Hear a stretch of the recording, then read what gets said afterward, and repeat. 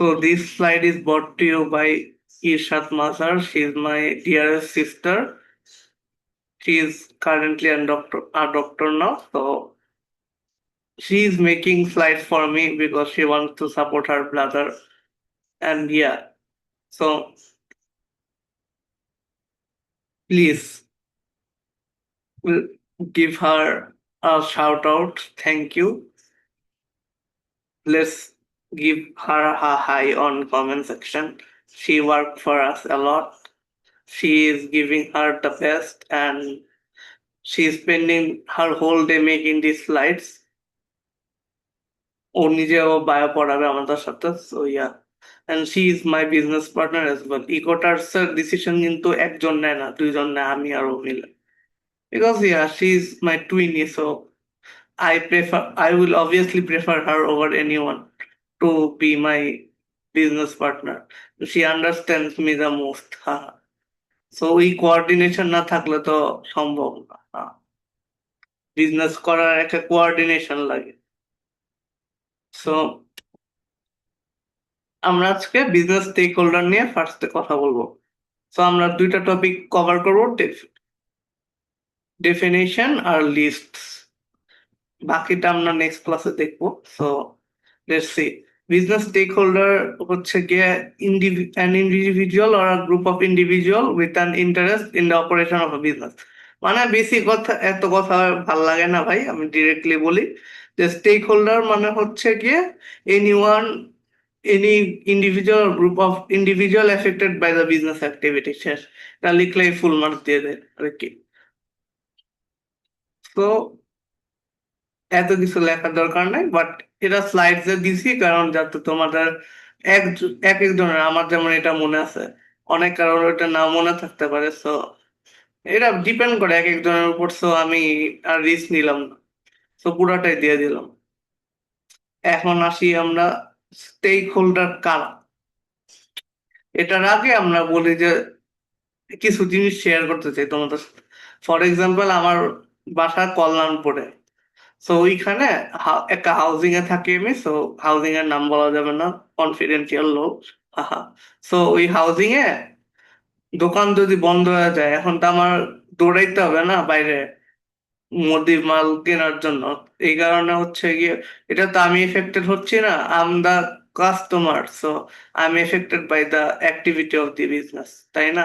যদি বন্ধ হয়ে যায় বা তারা যদি বেশি টাকা চার্জ করে, ফর এক্সাম্পল আমার আগে আলু দিত 15 টাকা বা 20 টাকায়, তারা 40-50 টাকা চাইতেছে। ফর এক্সাম্পল চিপসটা আলু চিপসটা যদি 15 টাকা আগে ছিল, যদি 25 টাকা বা 30 টাকা হয়ে যায়, ইটস মাই লস, তাই না? ওরাও, আমিও কিন্তু বিজনেস অ্যাক্টিভিটিতে এফেক্টেড। এই এই জিনিসটা মাথায় রাখতে হবে। সো এভাবে বুঝাইলাম, একটু ইজি হলো না বোঝার জন্য? They are the business and I am the customer, আমার এক্সটার্নাল স্টেক হোল্ডার, ঠিক আছে?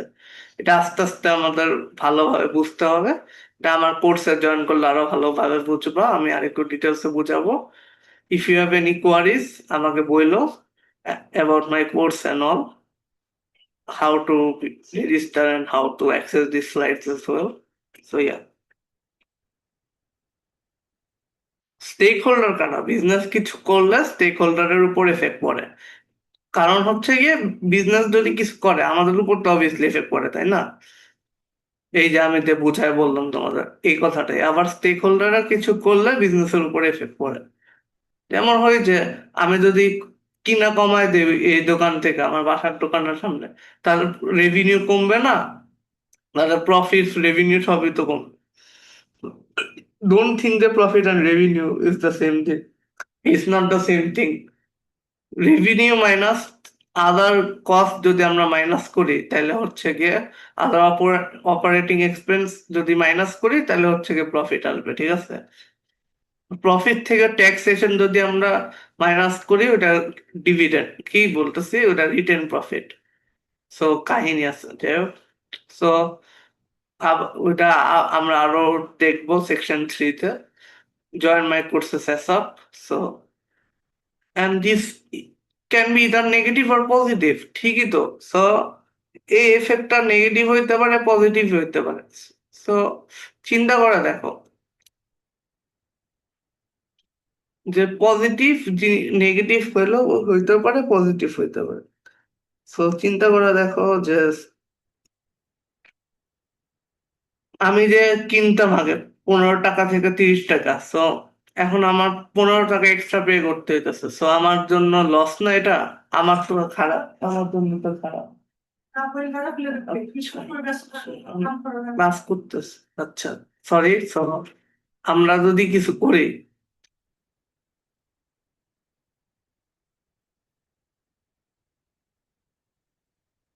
আমরা যদি বিজনেসের কোনো প্রোডাক্ট কম বা বেশি পারচেস করে, তাহলে বিজনেসের উপর ইম্প্যাক্ট পড়বে। হ্যাঁ, এই তো বললাম যে আমি, আমার 15 টাকা লাগতেছে ওর ডেট্রিমেন্ট বা লস, ওদেরও 15 টাকা লাগতেছে ডেট্রিমেন্ট লস। এই যে স্টেক হোল্ডার কারা, আমি তোমাকে বুঝাই। সো গভর্নমেন্ট কেমনে একটা বিজনেসের জন্য স্টেক হোল্ডার হইতে পারে? সো ফর এক্সাম্পল, ভালো করে শোনো, এটা নোট করে রাখো। For example, government indirect tax বাড়ায় দিল, সো তোমার ট্যাক্স বেশি পে করতে হইতেছে, সো তোমার কস্ট অফ প্রোডাকশন বাইরে যেতেছে। সুগার, তুমি যদি মানে তুমি যদি হচ্ছে গিয়ে কোল্ড ড্রিঙ্কস এর ব্যবসা করো বা কিছু করো, সো তোমার তো চিনি লাগবে না কোল্ড ড্রিঙ্কস এ, সো চিনি যদি উম, এই কারণে তোমার কস্ট, বেশি দামে চিনি কিনা লাগতেছে, তো তোমার কস্ট অফ প্রোডাকশন বেড়ে যাইতেছে, সাপ্লাই কমে যাচ্ছে, মানে তুমি আর বেশি প্রডিউস করতে পারতেছো না। সো গভর্নমেন্ট এই কারণে তোমার বিজনেসে এফেক্ট পড়তে পারে, সো তোমার কস্ট বেড়ে যেতে পারে বিজনেস, সো বিজনেসের প্রফিট কমে যেতে পারে। কস্ট বাড়লে প্রফিট কমে। আর ম্যানেজার কি, ম্যানেজারের উপর কি? সো ম্যানেজার হচ্ছে ইয়ে, যেমন এইচআর, আমাদের যে যে এইচআর, ইশাত মাথার, সে তো আমার বোন, সে আমাদের বিজনেস পার্টনারও। সো সেই, সে তো সিইও প্লাস এইচআর, আমি তো চেয়ারপারসন, কারণ আমি I am the founder of ইকোটার্স, আমার হায়ারার্কি ওর থেকে উপরে, মানে আই স্টার্টেড ইট। সো আমি ফাউন্ডার আর চেয়ারপারসন, ও আমার সাবঅর্ডিনেট, মানে এক পদ নিচে, মানে এ- একটা স্টেজ নিচে, সিইও। এটা বলা, এটা এটা আমরা অর্গানাইজেশন স্ট্রাকচারে পড়বো আরো, বেসিক্যালি আরো তখন বোঝানো যাবে। সো এখন আমি এত বোঝাতে চাচ্ছি না। সো ম্যানেজার বেসিক্যালি কি, ও যদি ফাঁকিবাজি করে বা লেটে আসে, বিজনেসের জন্য কি হবে? বিজনেসে ও যদি ঠিক মতন টাইম মতন না কাজ করে, তাহলে একটা প্রোডাকশন ল্যাগ হবে না? যেমন ওর কাজ কি, স্লাইডস বানায় দেওয়া আমাকে, দেন ওর মার্কেটিং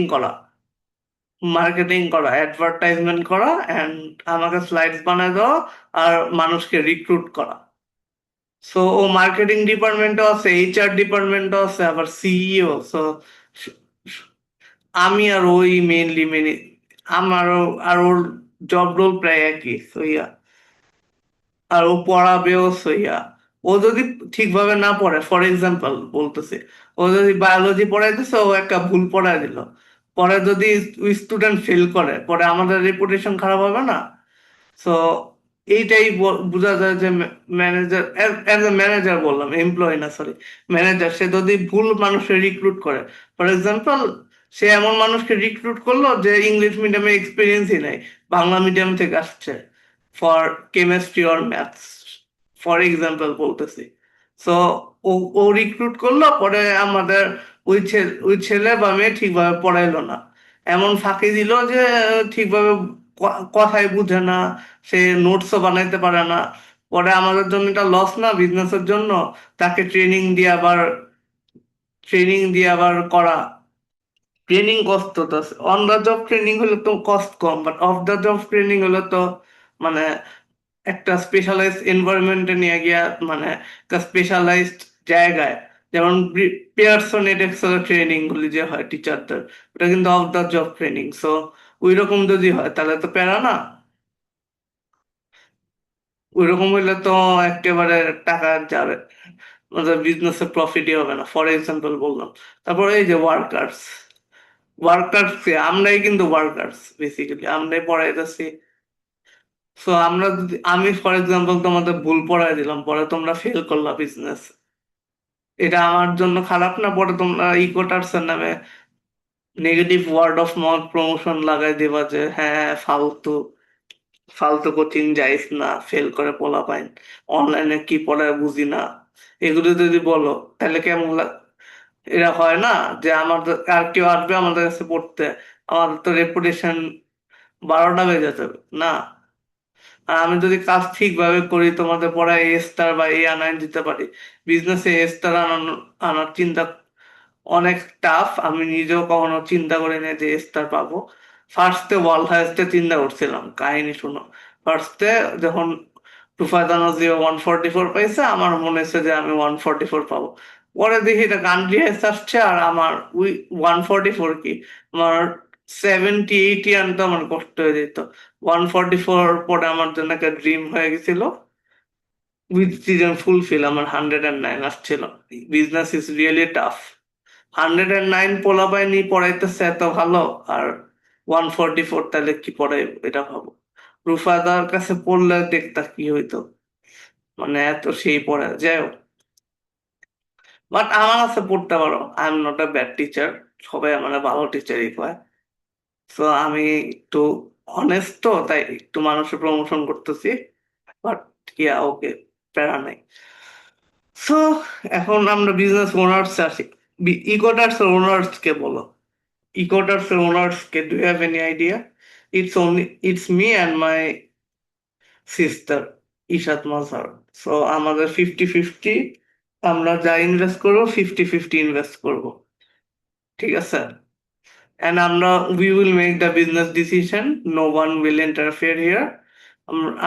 ওর আর আমার মিলে করতে হবে, মানে ও একটা ডিসিশন নিতে হলে আমাকে বলতে হবে, আমার একটা ডিসিশন নিলে ওকে বলতে হবে। ডিসিশন মেকিং আমরা দুইজন করবো, বাট চেয়ারপারসনের পদে আমি আছি আর ও সিইও।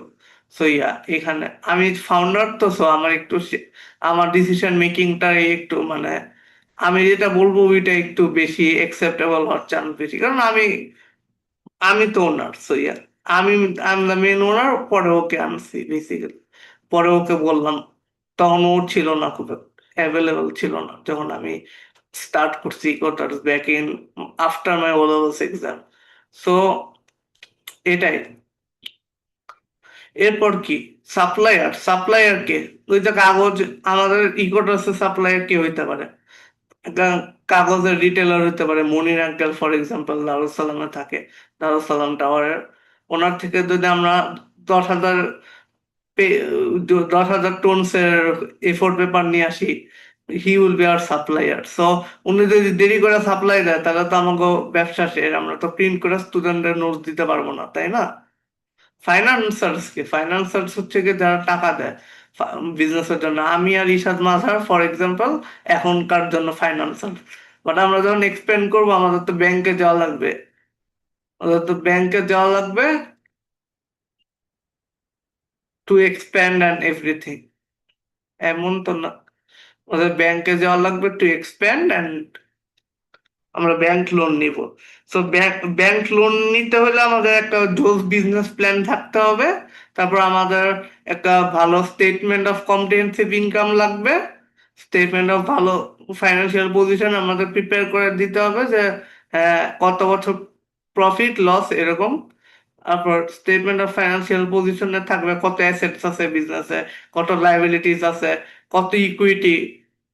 সো আমাদের একটা ভালো বিজনেস ফিনান্সিয়াল প্ল্যান ব্যাকআপ লাগবে, কন্টিনজেন্সি প্ল্যানও লাগবে, যে হ্যাঁ ব্যাকআপ প্ল্যান মানে হ্যান ত্যান। সো এগুলি বেসিক্যালি লাগবে। সো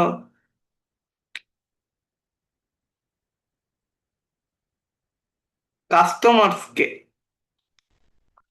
কাস্টমার্স হচ্ছে ওই যে তুমি আমার কাস্টমার, আমি তোমার পড়াইতেছি কোটার্স। So you are my customer, তাই না?